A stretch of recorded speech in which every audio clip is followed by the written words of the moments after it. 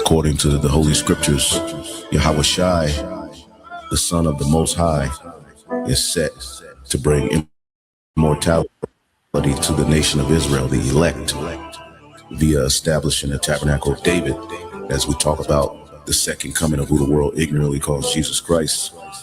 He is coming to take down this current world ruled by Esau, Edom, and establish a righteous kingdom, which is synonymous with the throne of David. That's scriptural, which is a government that's going to run this world in righteousness. After this manner therefore pray ye, Our Father, which art in heaven, hallowed be thy name. Thy kingdom come, thy will be done, in earth as it is in heaven. Give us this day our daily bread, and forgive us our debts, as we forgive our debtors. And lead us not into temptation, but deliver us from evil. For thine is the kingdom, and the power, and the glory forever. Amen.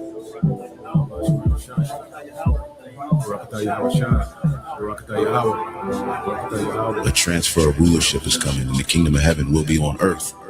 Righteousness will be spread throughout the whole four corners of the earth. Wickedness will be put down.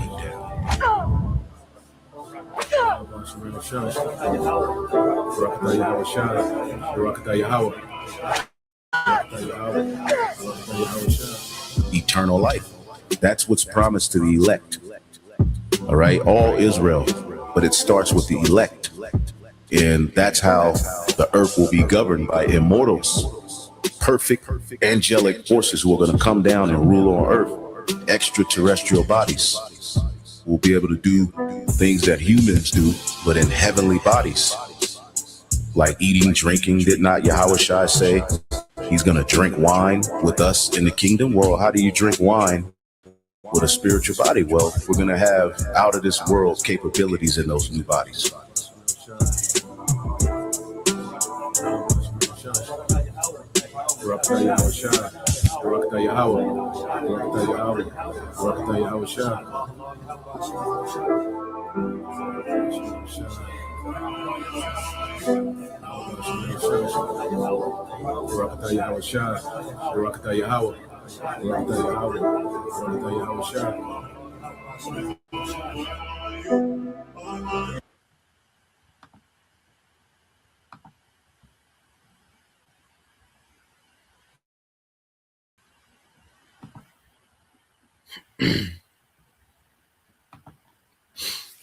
All right, Shalom. First and foremost, I would like to give all praise, honor, and glory unto Yahweh, Bahashem, Yahweh Shai, Bahashem, Makakadash, and double honors unto the apostles and the elders of GMS who rule well, teach well, being great examples to us younger brothers, and peace and blessings and salutations to the hopeful elect out there pushing his word in truth and in sincerity across the four winds in the name of Yahweh Bashem Yahweh Shai, pushing to get up out of here. Shalom to the hopeful elect, the believers and listeners who may have came back to the obedience of the scriptures through faith in Yahweh Bashem Yahweh Shai. All right, and what I want to get into this morning, dealing with, the devil at work, all right, understanding the Middle East. Okay, now this region, which they call the Middle East, which is really, Western Asia, all right, but it's been turned, the Middle East, in modern speak. But when you go into understanding Esau, Edom, and his wickedness in that region, he's always been in that region, stirring up conflict, all right, setting up puppet leaders, okay, extorting, resources, okay, stealing resources, all right, et cetera, the MO of the devil. Matter of fact, real quick, all right, because as we've been told about Esau, Edom, let's go here. Yahweh Shai Psalms Esau up, okay, in the short precept, okay, when you go here to the book of John, all right, we always get it. It's the book of John, chapter 10 and verse 10. And it's good to go into this history now. And it goes into, because I think I've done a lesson on this before, but I believe it's a good time to go into the history to kind of make sense of the things that we see going on, because it can be confusing because the devil, he has so much, going on. All right. Now, when you go into St. John 10 and 10, it says the thief comes only in order to steal, kill, and destroy. And that's what all the devil is about. Wherever he sets up shop is to steal, kill, and destroy. Okay. America is the product of Esau setting up shop, killing, stealing, and destroying. Okay. They calling it a God-fearing country. Okay. Which is his God, we know the elites. When they speak of God, they're speaking of Satan. Okay. But they push this, this Christian, this wholesome Christian image of a nation of America. Okay. Well, America is the result of rob, rape, and murder and destruction. Okay. Witchcraft, enchantments. You see, anywhere the devil goes and sets up shop, okay, he's stealing, killing, and destroying. And as he set up shop over there in what they call the Middle East, what has been going on since then? Okay, constant war, stealing, destruction, okay, and war. It says, I came that they might have life and have it in abundance. And this is speaking to who? Israel, because we're getting ready to come into abundance, man. Under Esau, Edom, okay, we've been the tail. All right, under Edomite supremacy, we've been the tail of these nations, man. Okay, but the Heavenly Father, he's coming to make us the head. Okay, he's sending Yahushua to come to make us the head of remnant. Okay, and all we're going to know is abundance. It says to the full till it overflows. Okay, so life under Esau, Edom, for all these heathens, all right, all the working class of the heathen, okay, has been scarcity, man. Okay, and us, we're even below the heathen as the tail. All right, and as a people, all we know is scarcity. Okay, confusion, dysfunction. Okay, but this devil, he does this throughout the earth. But the Lord is coming to bring those that are the tail to the top. Okay, we're going to be the head. Okay, we're going to be in abundance forever. Okay, and this captivity is going to make us appreciate the blessings that the Lord is getting ready to give to his people, man. Okay, but just speaking on, okay, the MO of Esau, Edom, this is all he's about. Okay, this is all the devil is about. When you go here to the book of Micah, all right,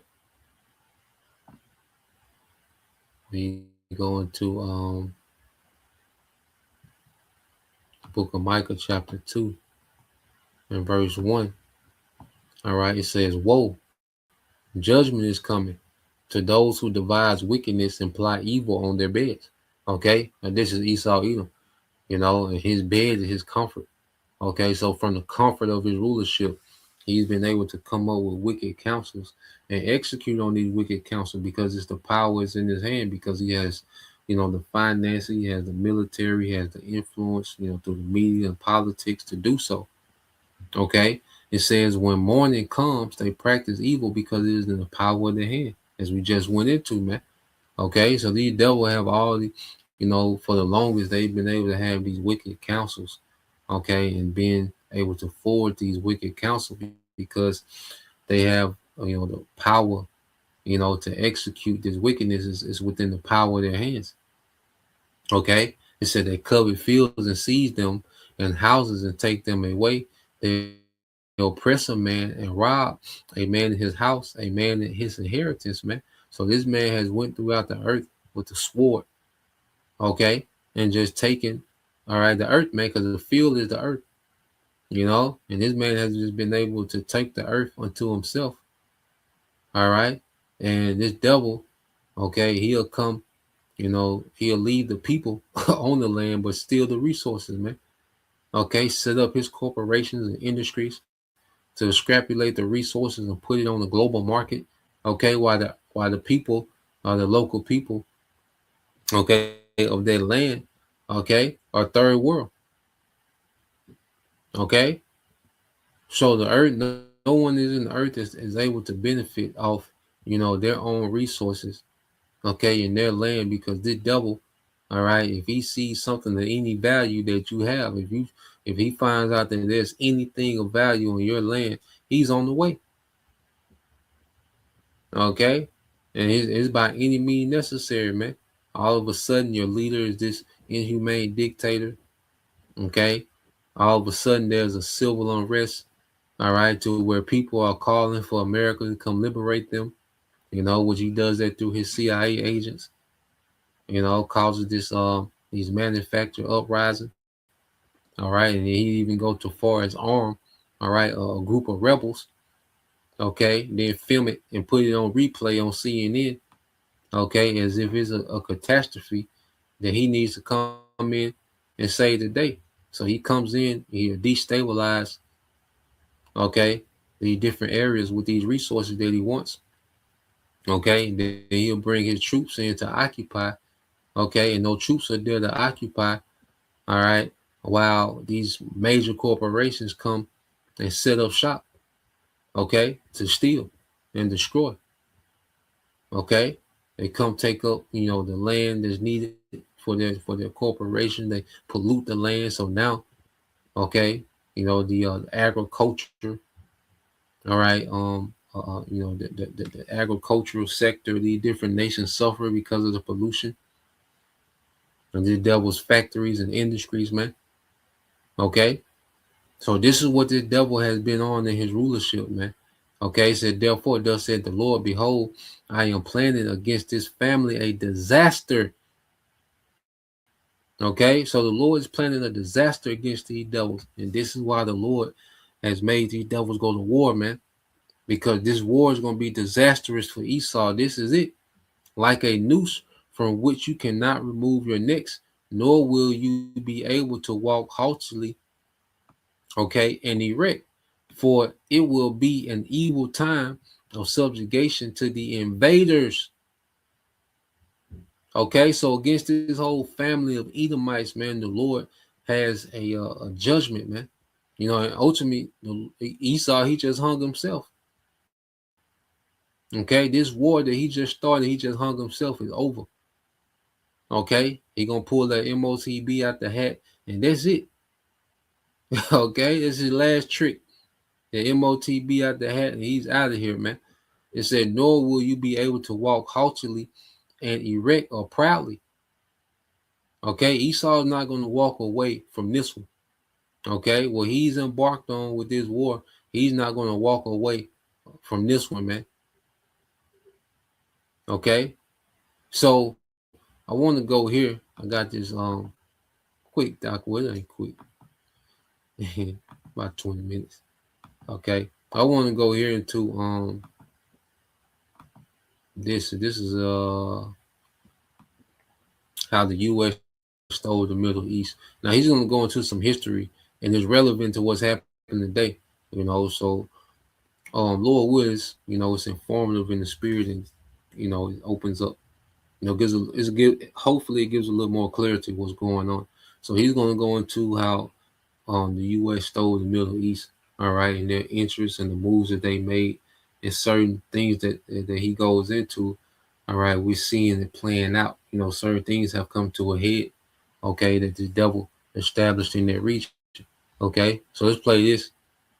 The part of Asia that Europeans see as the middle of what they see as the East. Sort of arbitrary, whatever. We call it the Middle East. This part of the world is literally where civilization started, right here in modern day Iraq. And over the years, the borders here have been redrawn many times as empires have ebbed and flowed through this region. By the way, I didn't make this time lapse. A very talented YouTuber did, and he deserves a medal for it. Or perhaps just a new patron. Thanks, man. Anyway, the most recent carving up of this region happened by European powers. The French, the British, the Russians. I mean, are we surprised? No. Like, of course it was the British. Of course it was the French. Of course it was Europeans. Of course. The lines they drew didn't really take into account language or ethnicity or regional identity. They just sort of sliced it all up amongst themselves and said, these are our new regions of power. The earth is given into the hand of the wicked, you know, so these Europeans have major interests. The French, the British, and mainly America, okay, have major interests in the Middle East, and that's why you see French this dispatch, supposedly supposed to be mobilizing their aircraft carrier and its certain troops, to protect its interests in Qatar and the UAE. Okay, these devils, these Europeans, along with America, have colonized the earth. Okay, the whole earth is under, some type of colonization by these European powers. All right, mainly the French, the British, the Spanish, a little bit. All right, but mainly the top three: the French, the British, and America. Okay, and then Russia, which is the black sheep, of this beast system. Russia is not a part of the beast system. Okay, just to clarify that it's on the outside of this beast system. Okay, but they're Edomites. It's an Edomite government, that's been contrary to, all right, these European governments. Okay, and which we know, okay, the elites, they play both sides. They have interests, within Europe, within Russia. Okay, but Russia, all right, has always had their differences with these European nations. Okay, some European nations are more, you know, um, they're more at odds in Russia than others, but there's always been a difference. Okay, but ultimately the earth is given into the hand of the wicked, and these devils, they just go throughout the earth carving it up. They carve up the Middle East. Okay, they carved up Africa. Okay, the British have had a big influence in China, in India. Okay, America, all these different islands. You know, so the earth is given into the hand of the wicked. Okay, and that's why they're able to go about and just carve the earth up amongst themselves. Okay, but now we're seeing, all right, a resistance in this war, which is going to end, all right, this devil's rulership. You know, In the Middle East. Eventually, those European powers left, but the lines they drew stuck around and became the skeleton for what the borders look like today. And this is where our story starts. In the 1930s, here in the modern Middle East. At this point, across the ocean, there was this growing superpower that had spent the last century moving west, taking over this whole continent and beyond deep into the Pacific Ocean. We've talked about that a bit. But things were changing. The world had just fought a brutal world war that was fought with new weapons that were powered by this new important substance, oil. Germany lost that war, in part because they didn't have access to enough oil to keep up with this new style of warfare that relied a lot more on machines. The young superpower realized that access to this stuff would determine who would be powerful and who would not. So they stopped looking west for a moment and turned east, with hopes of finding the fuel they needed to build their power. The US presence in the Middle East started with one little dot, right here. But soon that dot would expand into a sprawling network of alliances, covert attacks, flows of weapons, money, and the building of innumerable bases, and eventually turning into full-on ground wars. This is how the US stole the Middle East. Ready and willing to employ all means necessary. Okay, so it's the 1930s, and the US doesn't have a significant presence in the Middle East at this point. But that's about to change because there's a company based in California that wants to explore this vast desert for oil. 11,000 miles from San Francisco, there lies a primeval desert, a mass of drifting sand and sun-baked earth, 1/3 the size of the United States. This was sort of a risky decision for the California company because, first off, they had no idea if there was actually any oil here. They knew it would mean sinking into the desert the money of thousands of stockholders in a project that might well end in complete loss. And second off, this desert was a part of a very hardcore religious kingdom. The fact that Mecca is the source and the shrine of Islam gives Saudi Arabia a central place in the Islamic and therefore the Arab world. That was home to the holiest sites in Islam, run by a dogmatic royal family that did not like outsiders, especially non-believing Westerners. But even still, the king of the desert kingdom eventually gives the California company permission to explore almost 1 million square kilometers of this desert looking for oil. And after a few years, the bet paid off. And on March 3rd, 1938, in this little patch of coastal desert, they struck gold. Well, actually, they struck oil, but it might as well have been gold.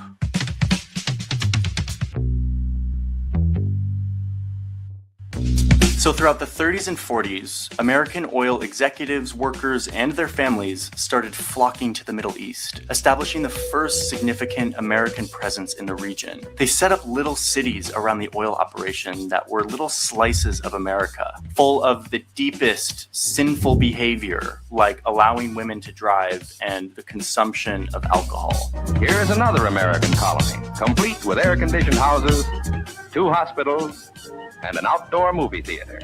This is the sort of stuff that is very off limits in Saudi Arabia. It's literally illegal at this point. So you have a lot of Saudis who are not happy about their government letting the Americans in to behave however they want. But the oil kept flowing. And soon the US government goes to the royal family and says, listen, the oil is flowing better than ever. This is awesome. How about we build a little military base attached to our little oil city so that we can, protect you and protect us and protect the oil and stuff. And the Saudis are like, okay, having the great Satan come to our country for oil is one thing, but letting them set up a full-on military base on our soil, and especially when everyone in our country is not happy with their presence in the first place. But, said the royal family, all of this oil is really valuable and it's really nice and we're getting super rich. So they're like, yeah. And all these Gulf Arab states, sold out to these American oil companies, all right, with basically the elites. And they was pressured into doing it, all right? They put the pressure on them, especially once they found their oil, even to let them in. How America get down, okay? They put some pressure out there, for them to allow them to come and look for oil, and they found the oil. And then not only did they bring those companies, but they started to bring American culture, because these Saudi Arabians of today are way more westernized than, the Saudis of the 1930s. Okay, they're way more westernized because America, once they bring their corporations, they bring their culture. These little colonies that they start to build, because they have to start moving the engineers and the technicians. So they set up a little neighborhood, a little town, and it's like a little America. Okay, and what happens? Their culture begins to spread like a plague. That American culture. You see the women, they start looking at how the American women have all this freedom and liberty, and they get to dress how they want to dress and this and that. So now these women, they begin to want those things. Okay. The goddamn serpent, man. All right. But this is the beginning of America getting a footprint in this region, okay, of the world.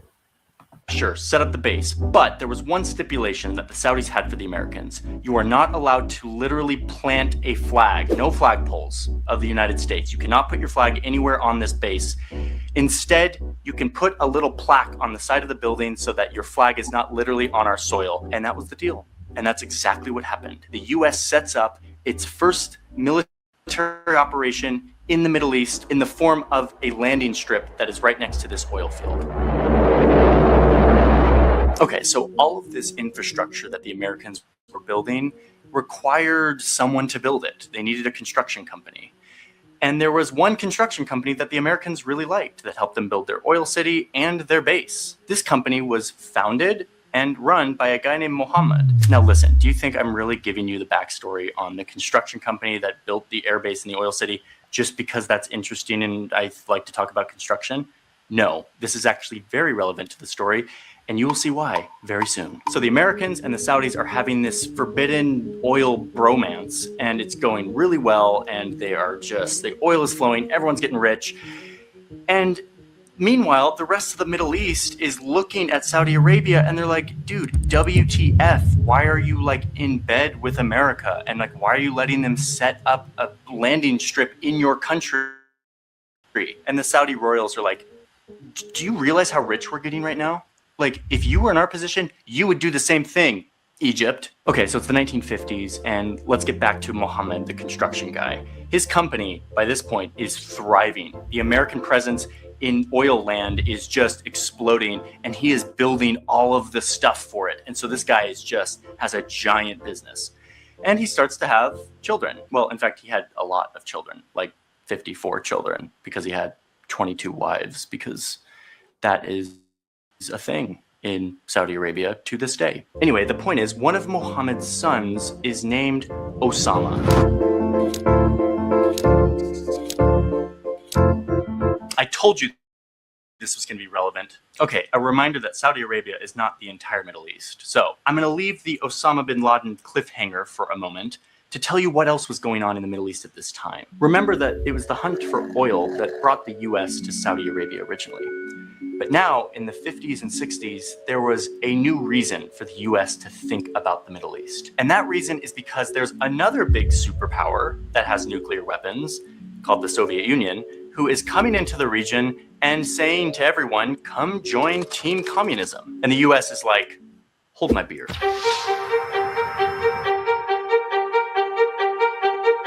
So in addition to oil, the US is now involved in trying to not let the Soviet Union have any power in this region. Over in Iran, there was a democratically elected leader that the US didn't like. They thought he was maybe a little too friendly with the Soviet Union. So they worked together with the British to literally overthrow the government of Iran so that they could install a dictatorial leader that was more friendly to the United States. Little side note here, the airport that I fly out of here in DC is named after the guy who gave the go-ahead for this coup in Iran, John Foster Dulles. So I'm reminded of the whole Iran thing every time I fly. So the US has its oil thing. It's now involved in trying to prop up a dictator in Iran. There's another big thing happening that brings the US into the region, which is that the newly declared state of Israel is starting to piss off its neighbors and starting to look to the US for support.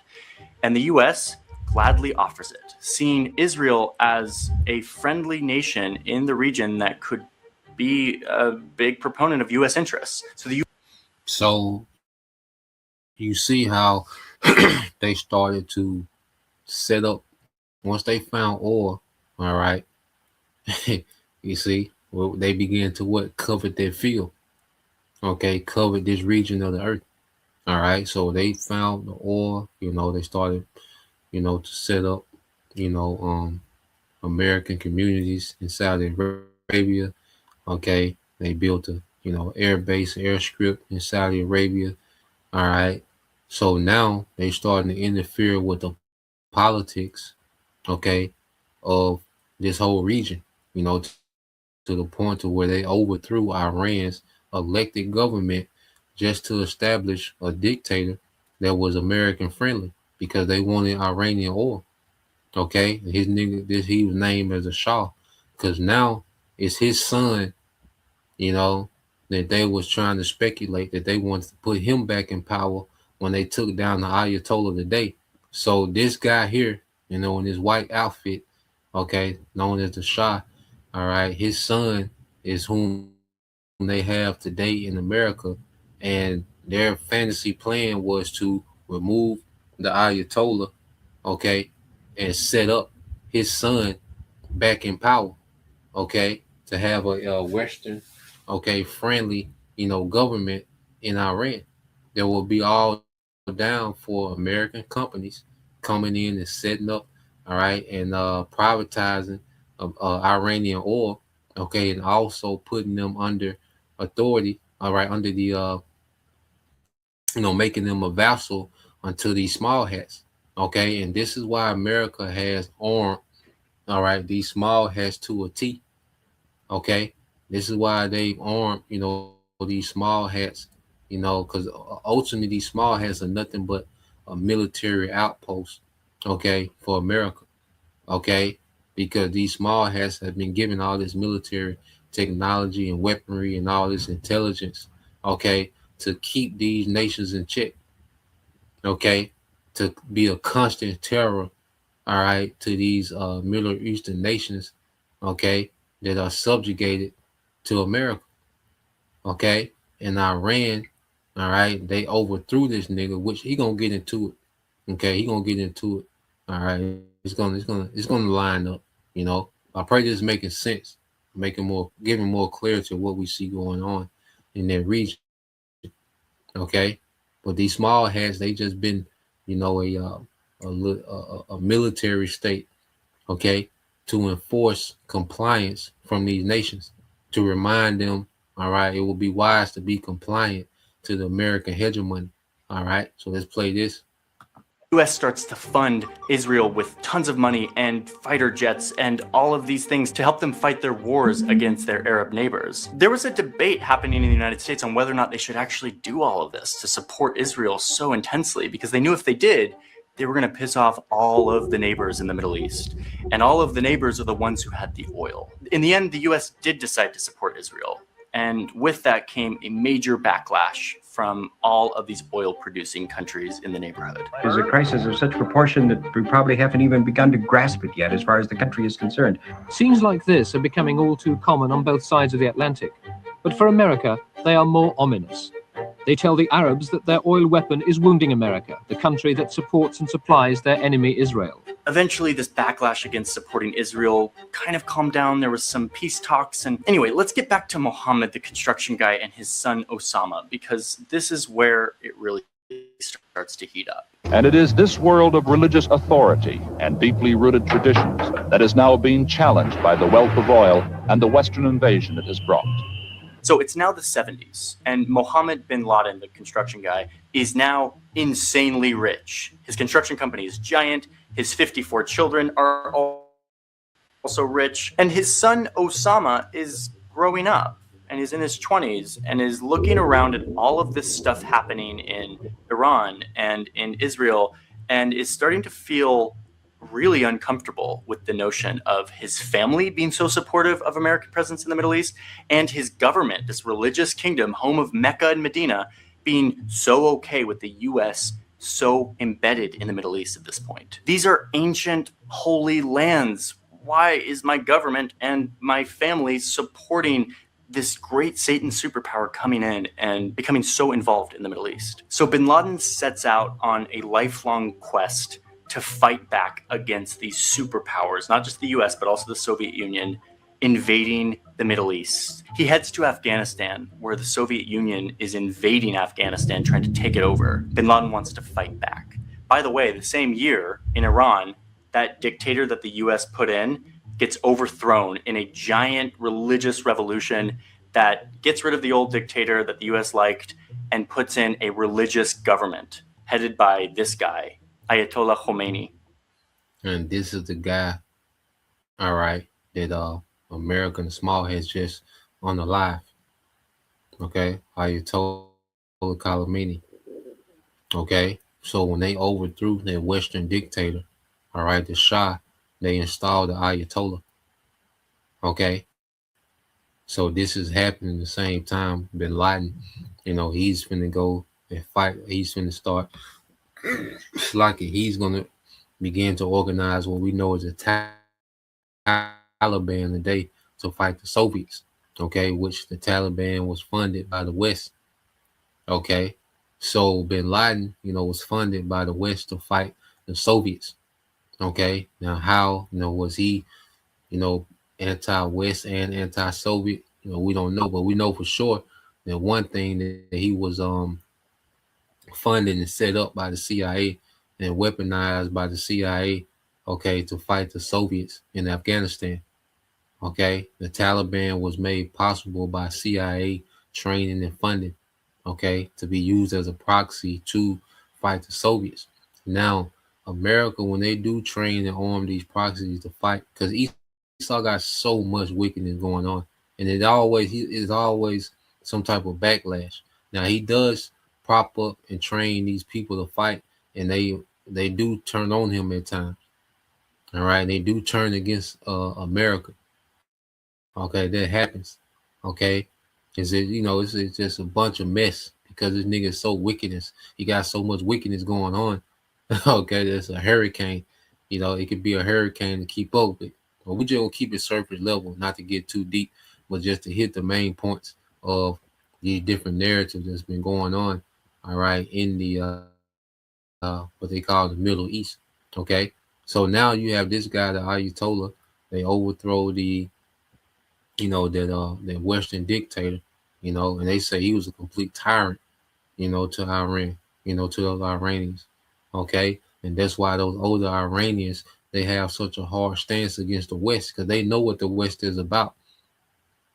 You see, Iran never, took, all right, Western money, okay, to privatize their oil to the West, for the West to come in and build infrastructure, okay, and for them to be able to trade, in the world market, okay. That's why Iran has been under sanctions for the last 47 years, okay. It started when this, all right, the Ayatollah, okay, Khamenei, when he came into power, all right. But you had Bin Laden at the same time, getting ready. The CIA is getting him ready to go against the Soviet Union in Afghanistan. So let's play this. This new government takes a bunch of Americans hostage and starts off hating the United States. And I mean, can you blame them? If someone overthrew the person I elected, I would be pretty pissed too. So anyway, back to Bin Laden. He arrives to Afghanistan with a few things. Number one, a bunch of money. Remember, his family's like super rich. He also comes with construction infrastructure because he's like a construction guy. Like his family knows construction and infrastructure building. But most importantly, he comes with an obsessive dedication to fighting back against any superpower that is invading the Middle East. So Osama joins in with all of these rebel fighters who are fighting back against the Soviet Union.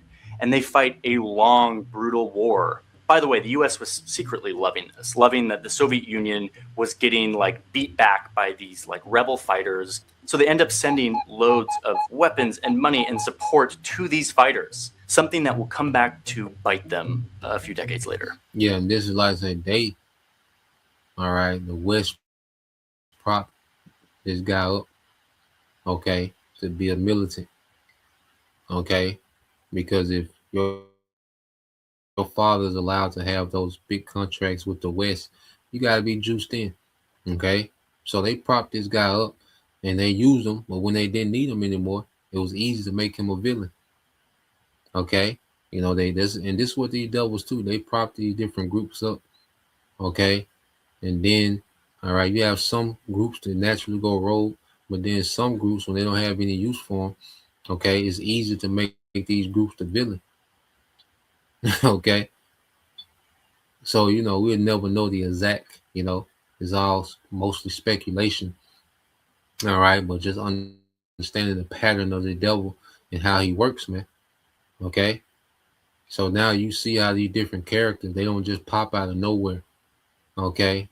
A lot of it is linked, to what American, all right, American wickedness, man. Okay. These are all part of American schemes and plots in their region. Okay. So these characters just don't come out of the blue, and become these national criminals, these global criminals out of nowhere, man.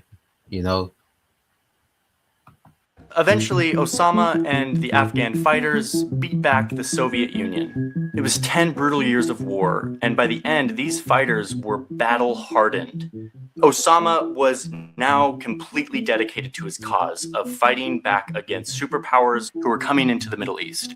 So he returns back to Saudi Arabia, where he starts raising money and awareness for his new group that he started while he was in Afghanistan. It's called Al-Qaeda. And the mission of the group is to protect Islam through violently striking back against big superpowers coming into the Middle East. And Saudi Arabia's like, Osama, like, do you have to do this, dude? Do you realize how rich we're getting?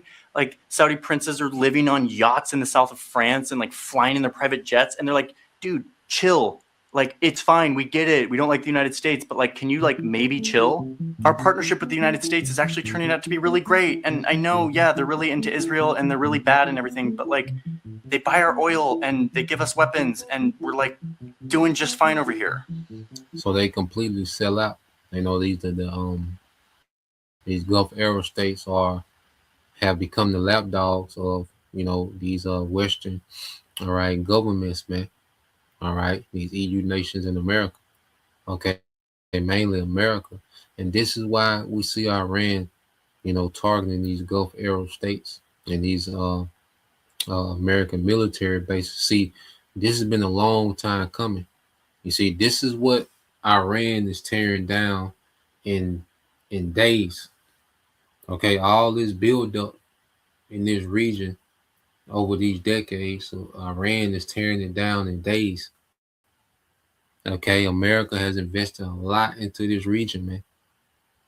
Okay, so this is strategically being done by Iran, which has always been the black sheep of these Gulf Arab nations, man. Okay, and for a reason, because the Lord had them set aside for a reason. While Russia, the black sheep of these European nations, they're set aside for a reason. Okay, the Medes and the Persians and the Persians, man. Okay. Osama doesn't chill, and the Saudi government eventually takes away his passport, not letting him leave, and told him to hush up with all the anti-American holy war talk. So Osama finds another plan to maybe win back the heart of the royals. Saudi Arabia has a next-door neighbor named Iraq who was run by Saddam Hussein, who Osama sees as a really bad Muslim, totally secular and brutal, and he's just like not a good guy. Saddam is also cashing in on the oil boom. He's building big palaces and statues of himself all over the country. Oh yeah, and he also used the oil money to build a giant army, like the fourth biggest in the world. With this massive army, Saddam decided that he could maybe multiply his oil reserves if he popped down to invade this little tiny country of Kuwait, where there's also loads of oil. This sort of freaked the Saudis out. If Saddam, with his giant army, could grab Kuwait, what would stop him from marching right across this desert into Saudi Arabia? So there's this moment that it's like the moment of infamy of this whole thing, where Osama goes to the Saudis and he says, "I volunteer as tribute." He doesn't actually say I volunteer in tribute. That was Hunger Games. I believe we have a volunteer. But he effectively says, I have me and my battle-hardened men who can go in and fight against Saddam and defend the kingdom.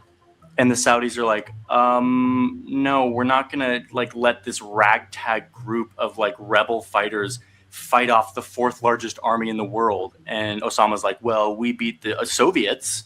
They're a big army with nuclear weapons and everything. And the Saudis are like, yeah, because you hid in the hills in caves in Afghanistan. Prince Sultan literally told bin Laden verbatim, quote, "There are no caves in Kuwait." And then he asks them, what will you do when he lobs the missiles at you with chemical and biological weapons? Osama's response, we will fight them with our faith. And the Saudis are like, awkward? Sorry, dude. Instead, the king met with somebody else that he thought would make a much better fit than bin Laden and his faith fighters. And the elites, all right, in America, they was in the background orchestrating that whole, fiasco with Saddam supposedly invading Kuwait, all right, Kuwait, because the elites, they wanted, all right, to put a foothold in Iraq. Okay, so they orchestrated that in the background. I said we're not gonna go deep into it, but they orchestrating that whole thing with with Iraq supposedly want to invade Kuwait, which this is where you have Desert Storm. This was the reason for Desert Storm. Okay, and this was just an excuse to bring more military presence to that region of the earth. Okay, now how true that story is with bin Laden, trying to go and fight Saddam, don't know, but we know that America wanted more military presence in that region. Okay, but you see all these different characters whom they presented as villains. Okay,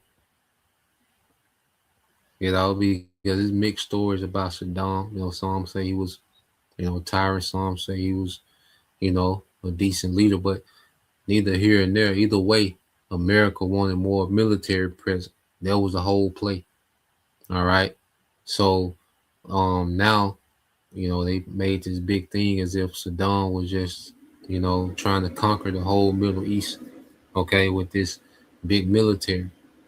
All right, mind you that he's getting rich off of oil money that he's been allowed to sell on the open market. So you know the elites, all right, they're allowing Saddam to be rich, okay, but they prop these leaders up, and at their convenience, all right, they make these certain leaders a villain. Okay, it's the damn devil, treacherous. This nigga treacherous, man. Okay, so let's play this. Now you have what we call Desert Storm. Okay, so now once you see this nigga on the scene in this suit, okay, nothing but war and disaster is coming next. Okay, once you see this nigga on the block with this suit, okay, when this nigga get out the plane, all right, and y'all had that one meeting, it's over with from there. Okay, so let's play this. Dick Cheney had flown to Saudi Arabia the day after Saddam had invaded Kuwait.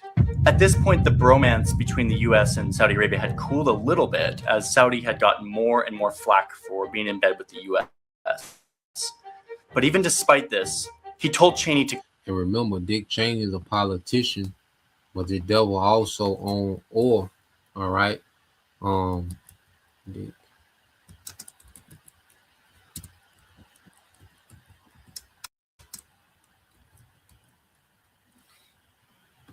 Let me get this real quick.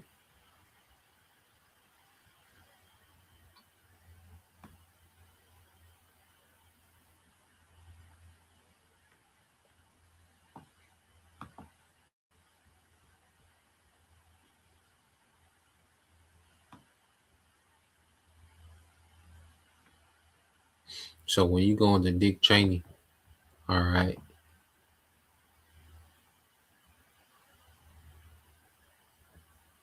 he was a politician, but the devil also had ties, okay, with oil, okay.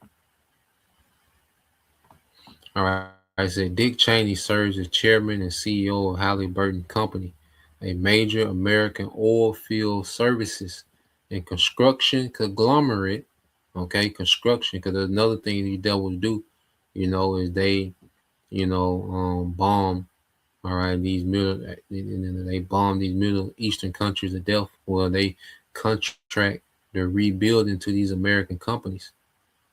Okay, it says from 1995 to 2000, during this tenure, based in Dallas, Houston, he expanded, all right, his government contracts and global reach.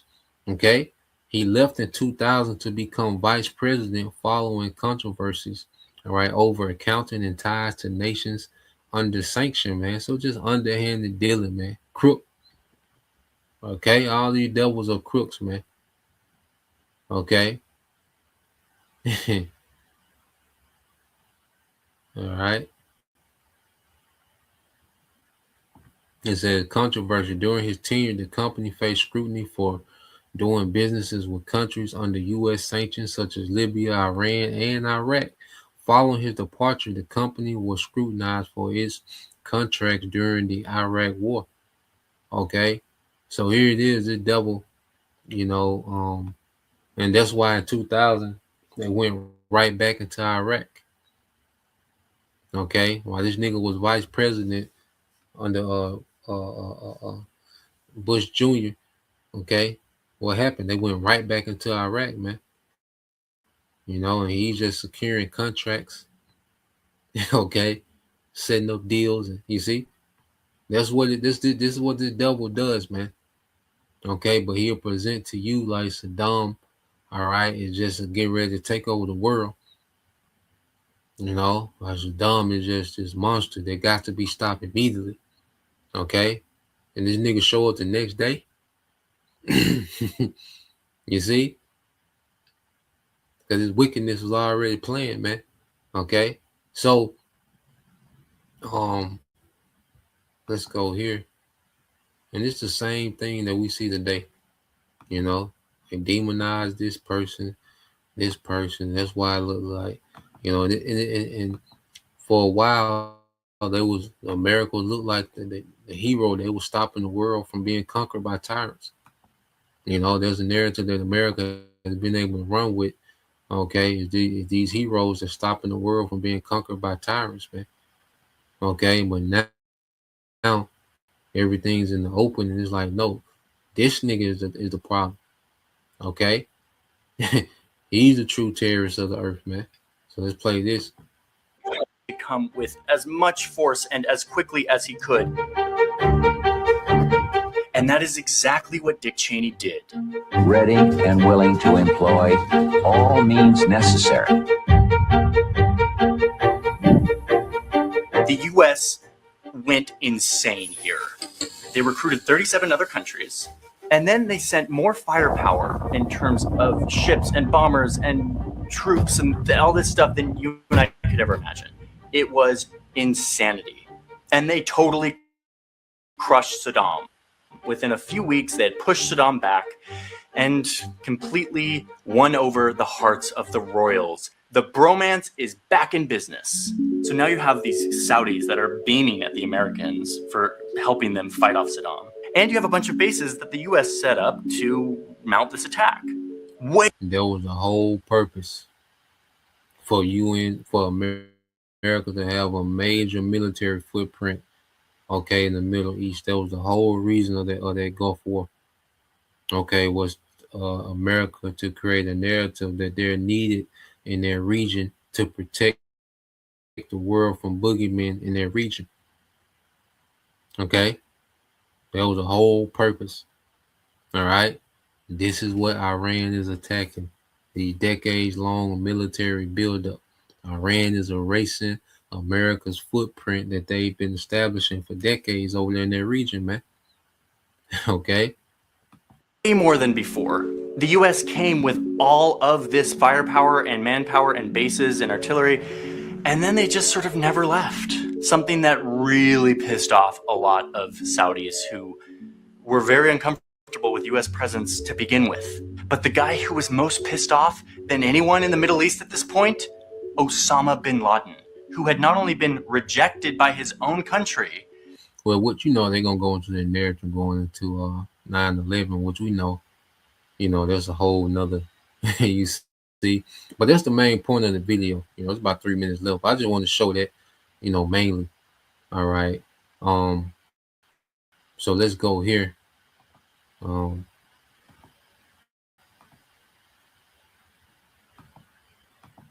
Get a few precepts. All right, when you go to let's go to the book of Nahum, chapter 3.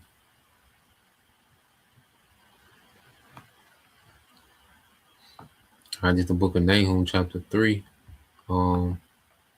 This is in KJV. All right, this is Nahum 3 and 4. It says, because of the multitude of the whoredoms of the well-favored harlot. Okay, because America made itself well-favored because it allowed the nations to become rich, the elites of these nations, to where these the governments or these ruling families of these nations, okay, will be in bed with the whore. Okay. It said the mistress of witchcraft, the master of witchcraft, that sell a nation through her whoredoms and families through her witchcrafts. Okay? Because you have these nations that have, that are ran by governments. Okay? Certain democracies, and then you have these nations that are ran by families, because these Gulf Arab states are ran by ruling families. Okay? In which they all get in bed with the whore to benefit off, the global trade from the whore. But then they have to take on, all right, the enchantments, okay, and the culture of the whore. Okay, that's why these Saudis are now, you see these Saudis, they all into the freakism, okay, of the West.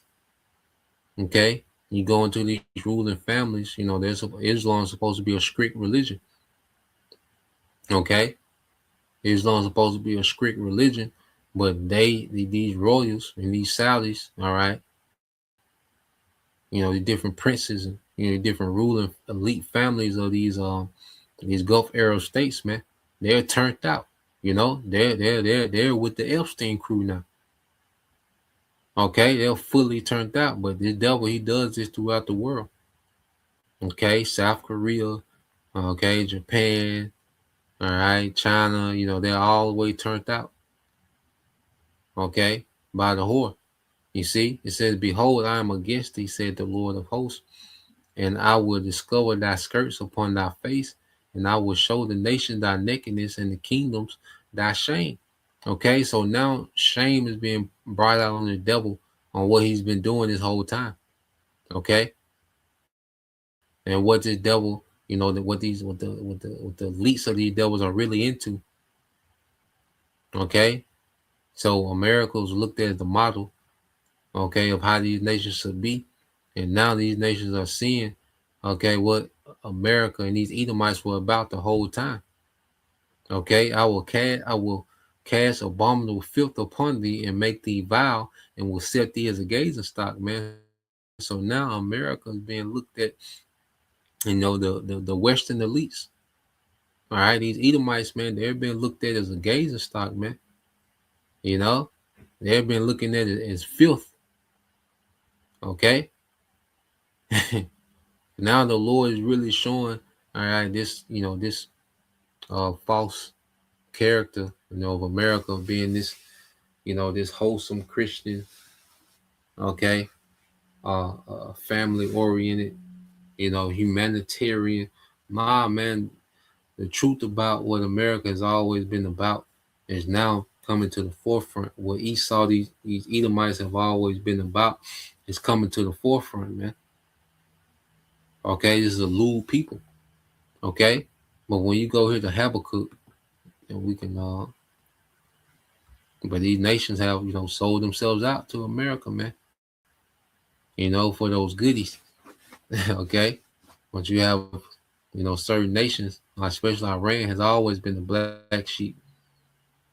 Okay, of course they participate, in certain, they have to, they have to modify themselves, to deal, okay, amongst these nations today.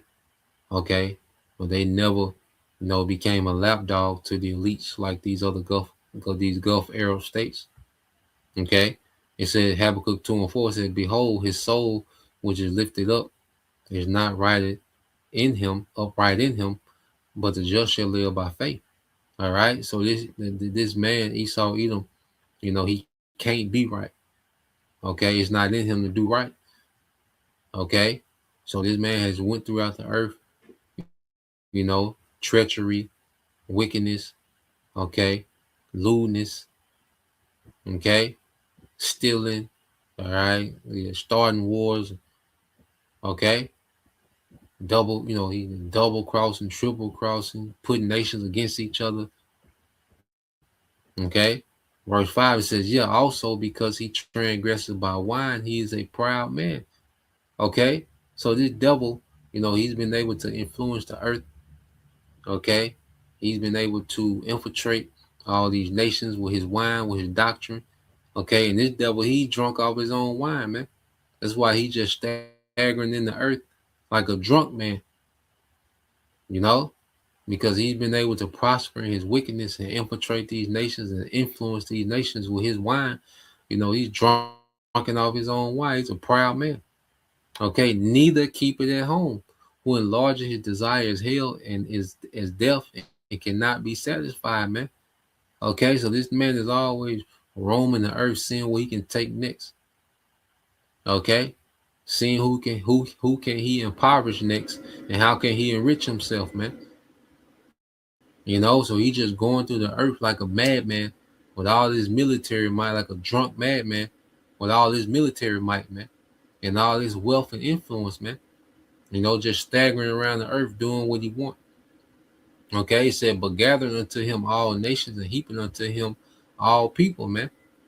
Okay, and this man has just been on the tear. Okay, He's just been on, especially last 100 years, man. This man has been on the tear, especially post World War II. Okay, America has really just been on the tear throughout the earth, man, just throwing his weight around, putting all people. Okay, that's why he wants to. That's why he does these coups and these regime change. All right, because he wants every government to be under the influence of the whore. Okay, he says, "Shall not all these take up a parable against him?" And they told him proverb against him, saying, "Woe to him that increases that which is not his. How long? And to him that laded himself with thick clay." Okay, so now we're seeing these nations begin to take up a tone proverb. Okay, now we're seeing a major resistance. See, now we're seeing a rebellion against the king. Okay, now we're seeing a rebellion against the beast, man. You see, and this devil has put himself in thick clay, this debt. Okay, because this devil runs the earth off of debt. Okay, here it is, America, all right, the richest, strongest country in the earth, but it's running off a deficit, man, a debt. In order to maintain his empire, man, he keeps himself in debt. So you keep reading. It says, "Shall they not rise up suddenly that shall bite thee, and awake that shall vex thee, and thou shalt be for booties unto them." Okay, so now we're seeing this prophecy coming to pass, man. Okay, these nations are starting to bite back. All right, and Iran was just the first up to really start to bite back against this system, man. Okay, because even the nations that are ingredients to this system, man, the Lord gonna put the spirit on these nations to fight, to bite back, man. Okay, because remember, in the fullness of his sufficiency, he shall be in straits, man. And this is one of these straits. These nations really beginning to buck up against the devil, man. Okay, it says, "Because thou hast spoiled many nations, all the remnant of the people shall spoil thee, because of men's blood, and for the violence of the land, of the city, and of all that dwell therein," man. And this man has a lot of blood on his hands, man, all throughout the earth, man. Okay, and what we're seeing in these nations, all right, are now going to come against, all right, this Western hegemony. Okay, now we're going to see that these nations take up this taunting proverb, man. Okay, because it's time for the Edomite empire to end. The Lord is getting ready to close out this devil's rulership. Okay, so all he got left, is to pull this MOTB out the hat, and he out of here, man. Okay, because the third world war has already started. Okay, so now this MOTB, okay, this is just going to open them up to their ultimate destruction, man, when he makes this thing mandatory. So yeah, the Most High checkmate is over. The game over. Okay, Esau has no more moves to make. Okay, that's going to do him any good. He has no more moves left on the board. Okay, the MOTB, that's just going to bring him closer to the end. So he has no more moves that can benefit him on the board, man. Okay, so yeah, just want to get into that. Just want to, Lord Wood has brought more clarity to the things that we see happening and going on right now. So that's the point. Just want to tap into that, Lord will, you brothers, all right, and you sisters, we're edified. Till next time I say shalom, point my shalom, abab, soon shalom.